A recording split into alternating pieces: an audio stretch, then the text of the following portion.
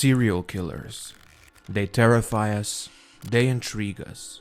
We write books and create award-winning shows about them. For some disturbing reason, our society is eerily fascinated by these living monsters. I have to admit, I fall into this category as well. There's just something so captivating about trying to understand the dark mind of such a person. However, I'm not interested in the mainstream ones. Jeffrey Dahmer, Ted Bundy, John Wayne Gacy, no thank you. I'm more interested in the obscure, lesser-known serial murderers. The ones that haven't been discovered yet by the prying eyes of Hollywood. Some are so dark and disturbing that they're deliberately kept out of the mainstream. And so in this video, I'm going to introduce you to 5 such killers. And if enough of you enjoyed this video, I might turn it into an ongoing series about unknown serial killers. So let's begin.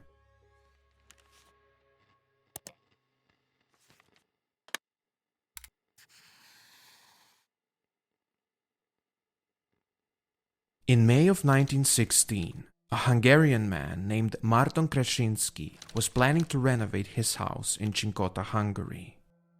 His house housed several tenants, so before proceeding, Marton needed to consult with them and inform the occupants of his plans. Most discussions went smoothly, except for one tenant who wasn't present at the time. One of the other neighbors, Mr. Takac, mentioned that the absent tenant had enlisted in the army in 1914 and gone to fight in World War I. Relieved, Marton began the renovations. The missing tenant, a tinsmith by trade, had left behind his workshop. During the renovation, Marton and Takac, in search of materials, decided to explore the chambers next to the tinsmith's workplace. There, they found 7 tin barrels, each approximately 1 meter long and 50 centimeters wide, all hermetically sealed with lead. Hoping to find usable materials, Marton took an axe to one of the barrels. As soon as he pried it open, a terrible stench filled the air. Upon removing the top, they discovered a bag inside, which, to their horror, contained the body of a woman sewn into it. Alarmed and curious, Marton punctured another barrel. A lock of blonde hair fell out, accompanied by the same foul odor. Terrified, the 2 men immediately notified the police. The missing tenant was quickly identified as one Bela Kiss, and a full investigation of the property began. Upon searching his premises, police found a total of 24 dead bodies, 23 women and 1 man, each pickled inside the barrels.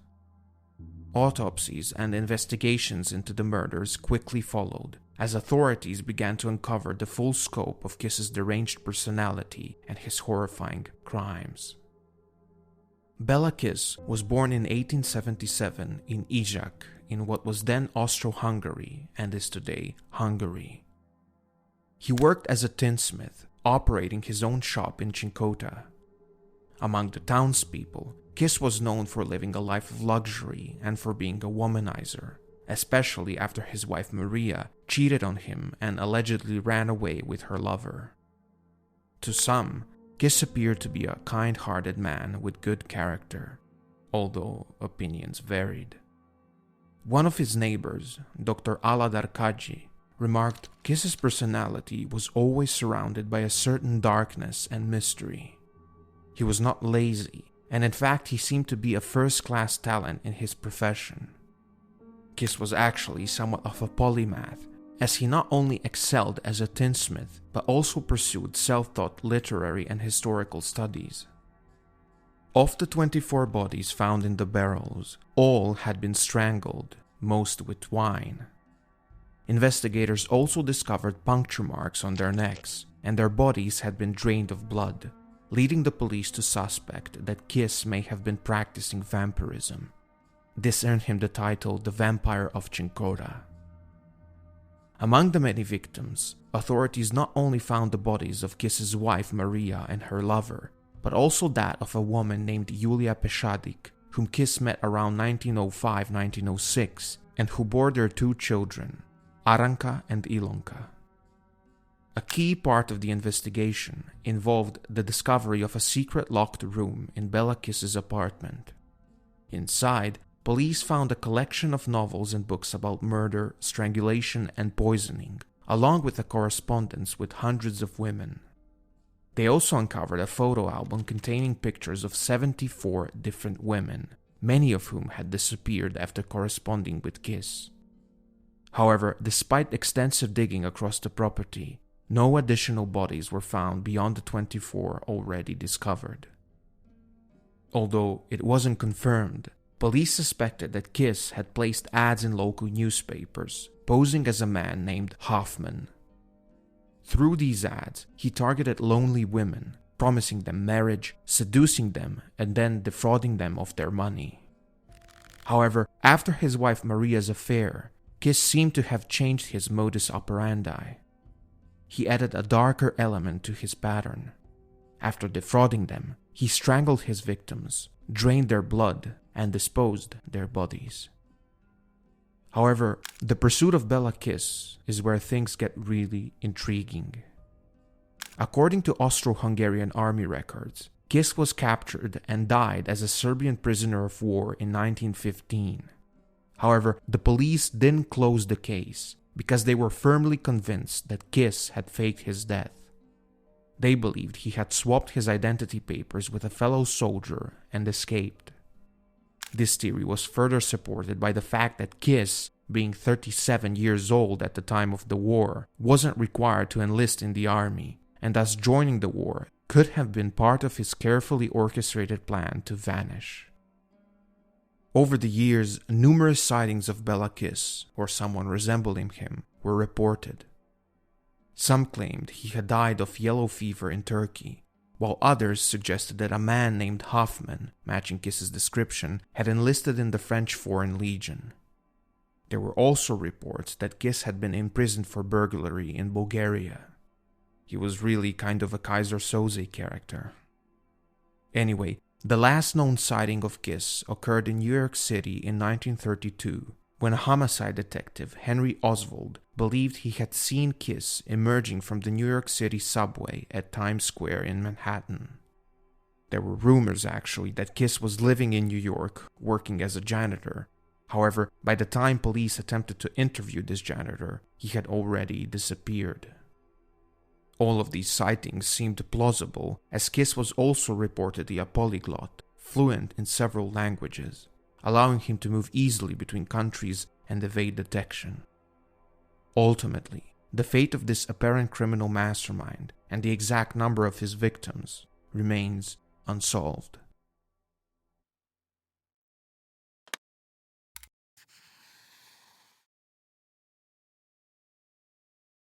When people think of witches, the image that usually comes to mind is an old woman living alone in the woods, practicing dark satanic magic, brewing potions, and casting spells. Witches are often lumped together with other supernatural creatures, such as werewolves, vampires, chupacabras, and ghosts. They're seen as something from Halloween horror movies and fairy tales, a relic of our imagination. But history tells us a different story. Throughout time, there have been people who practice witchcraft and Satanism. Most were likely harmless, but there's one case from the Balkans that still sends shivers down my spine every time I think about it. It's the kind of story that stirs up those childhood fears of witches. It happened one night towards the end of the 19th century. A young newlywed couple, Maria and Titu Vakarescu, were making their way home through the woods. They lived in a village called Vladimirovac near the city of Pančevo, which was part of the Austro-Hungarian Empire at the time and part of Serbia today. As they passed by a house that the villagers said belonged to a witch, they spotted an old woman outside. She greeted them kindly, nothing like the eerie stories they heard. Feeling reassured, Maria and Titu stopped to chat with the old lady. It was a summer night, so the old woman offered them lemonade.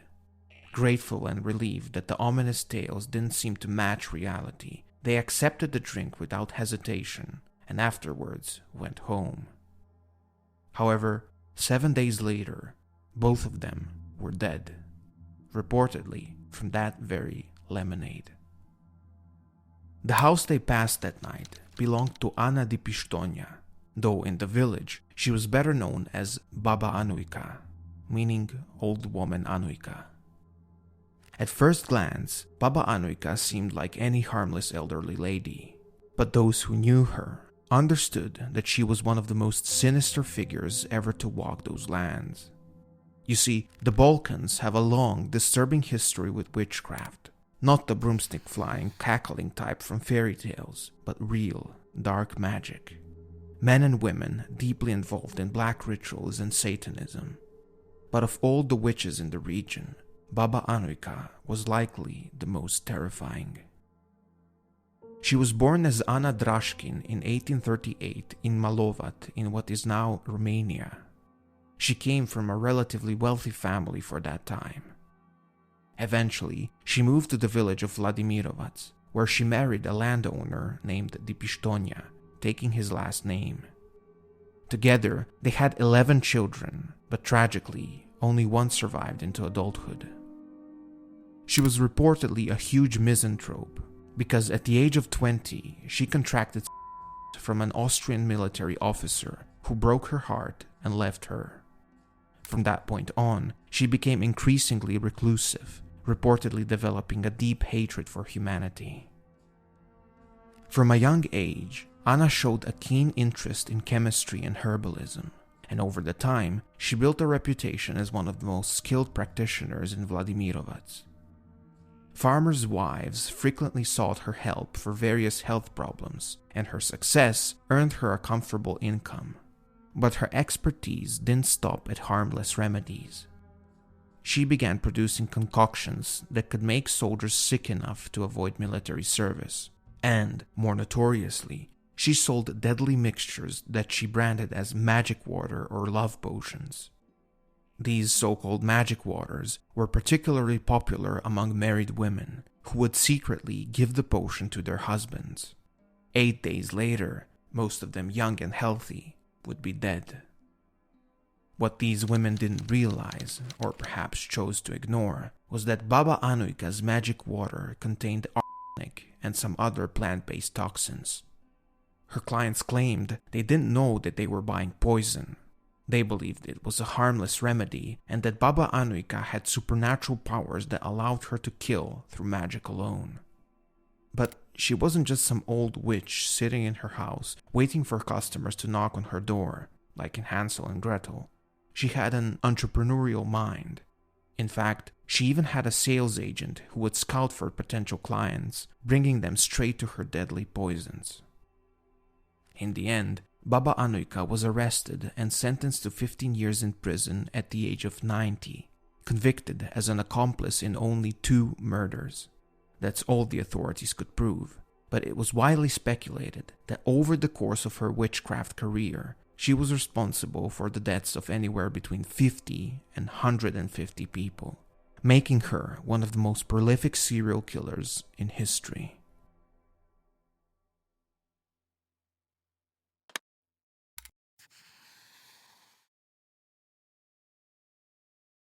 Serial killers are disturbing enough on their own, but there's something even more unsettling when the perpetrator is very, very young.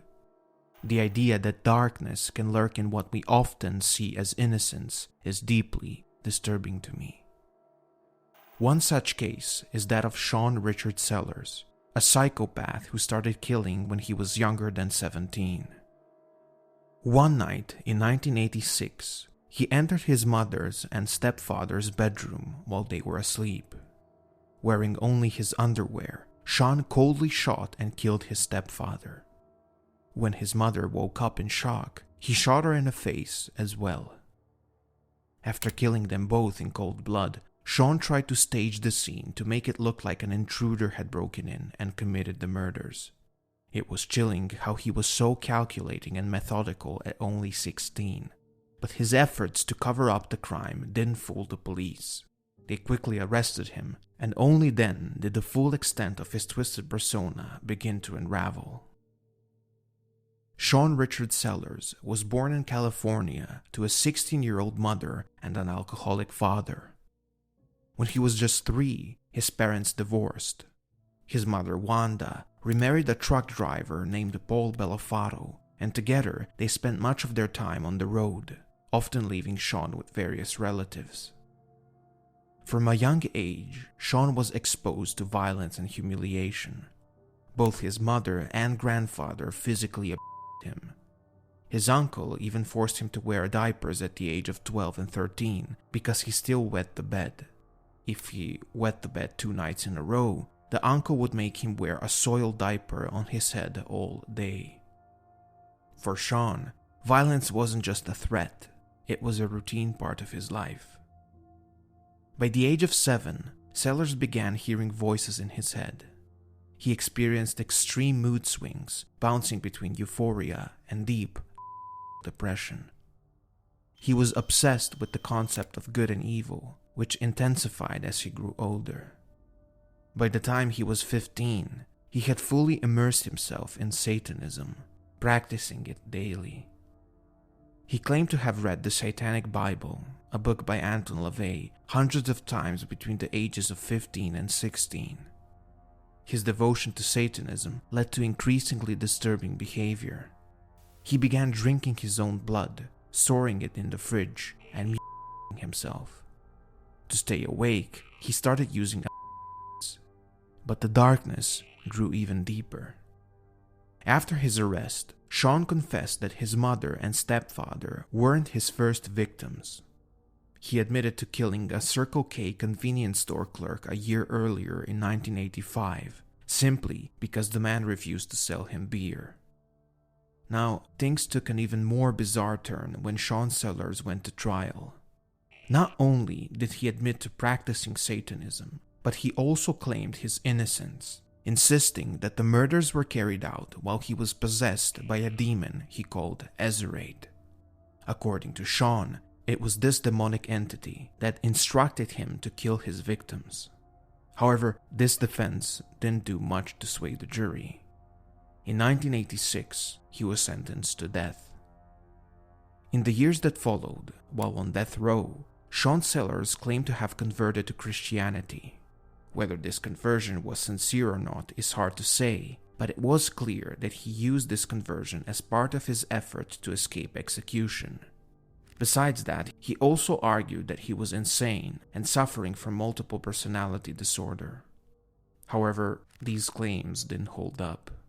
Psychiatric experts dismissed it, pointing out that if Sellers had any genuine mental illness, it would have been diagnosed soon after his arrest, and not 7 years later while awaiting execution. On top of that, prison officials reported seeing Sellers rehearsing his supposed mental illness and receiving coaching from his attorneys.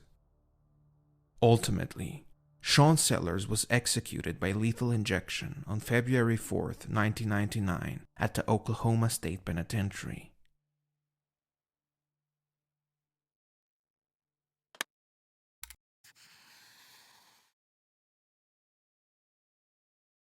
Panagia Pevkovonogiatrisa is an old calendarist Eastern Orthodox monastery located near Keratea, Greece. Monasteries, like this one, are typically serene, almost heavenly places. They're often impeccably maintained, with vibrant flowers and an atmosphere of peace. A refuge of sorts where people of faith can seek solitude and a deeper connection with God and nature. However, this particular monastery experienced something that few others do. On the night of December 4th, 1950, around 85 police officers, prosecutors, judges, and coroners launched a covert operation raiding the monastery. What prompted this raid was their main target, head nun of the monastery, Abbess Mariam Solakiotis.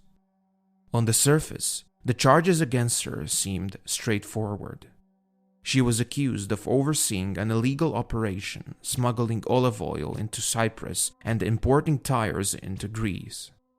These were the offenses the raid was initially based on. However, the authorities had an ulterior motive, a much bigger goal in mind. They wanted to use the raid to search the premises in order to gain evidence of much darker crimes. They suspected Mariam Solakiotis was a serial killer. Mariam Solakiotis was born around 1883. Little is known about her early life before she became an Orthodox nun, other than the fact that she worked in a factory and that her birth name was Marina. She co-founded the monastery alongside Archbishop Matthew Karpatakis and a group of nuns. However, through her manipulative tactics, she quickly rose through the ranks, eventually becoming the leader of the monastery. And after the archbishop's death, her authority within the monastery became basically absolute. However, it's important to note that Solakiotis and her monastery were not part of mainstream Greek orthodoxy. They were seen as schismatic, breaking away from the official Greek church. At the time, the old calendarists, as they were known, were considered a fringe group, a sect if you will, or actually, under Mariam Solakiotis' leadership, the monastery residents were considered her cult followers. Investigators were able to reconstruct Mariam Solakiotis' criminal modus operandi. Over the years of her leadership, she targeted wealthy spinsters, widows, and families, convincing them to join her covenant. Once they did, she would imprison and torture them, pressuring them to donate their fortunes to the monastery, or actually directly to her, as all transactions were made in her name. After embezzling these assets, Solakiotis often killed the donors. She was accused of murdering 27 people in this way. However, her crimes didn't stop there. Solakiotis was also linked to 177 alleged negligent homicides. You see, in 1938, the monastery began marketing itself as a free tuberculosis treatment center, boasting of the health benefits of its high-altitude location. However, the patients who came for help received no treatment at all. Instead, they were imprisoned, starved, and beaten. As a result, as many as 177 people died from this neglect and the However, Solakiotis was found guilty of only 7 murders because she died on November 23, 1954, at the age of 71, while awaiting trial for the rest. Until her death, she vehemently denied all the charges, dismissing them as satanic fiction. At the height of her power, Solakiotis' cult had over 400 followers within the monastery. Today, old calendarists are no longer considered a sect under Greek law, and her monastery still operates in the same place she founded it. Remarkably, some of the current nuns, who allegedly continue to believe in Solakiotis' innocence, even proclaim her a saint.